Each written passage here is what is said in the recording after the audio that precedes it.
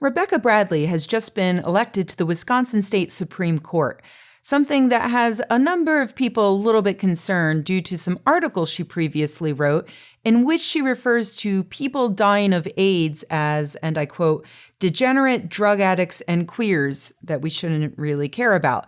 She also called Bill Clinton a murderer for supporting abortion rights. Not a good look.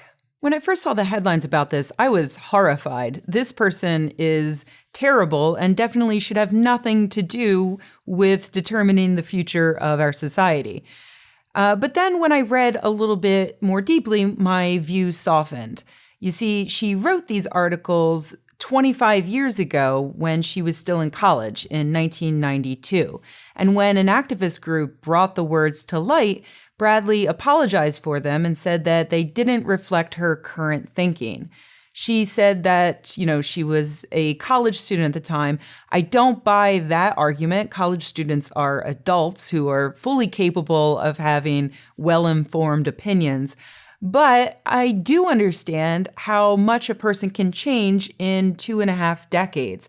Definitely that's long enough to change from being a horrifically uninformed bigot to a thinking, progressive human being. So I decided to look into what her current views are, and that's when I went back to being horrified again.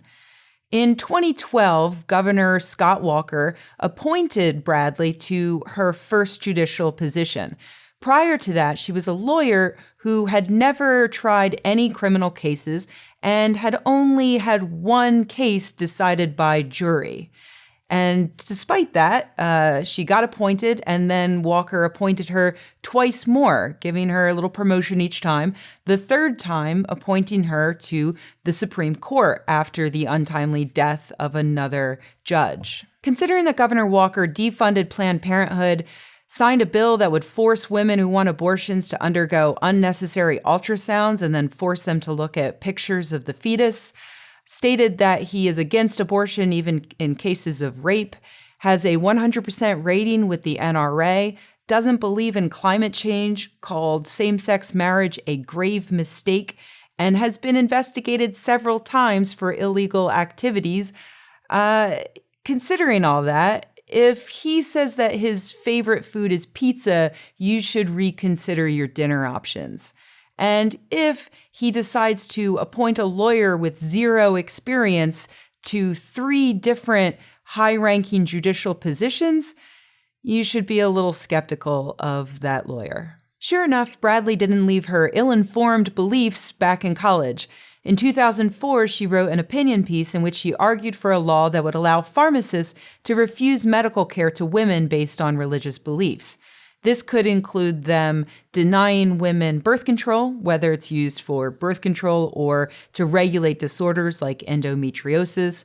They could deny women cancer care, for instance, because some medications could cause miscarriages. Or it could be pharmacists denying women Plan B, aka the morning after pill. Plan B, of course, is just a strong dose of birth control that prevents eggs from being fertilized, but it's often misconstrued as abortion pills by the anti-choice lobby.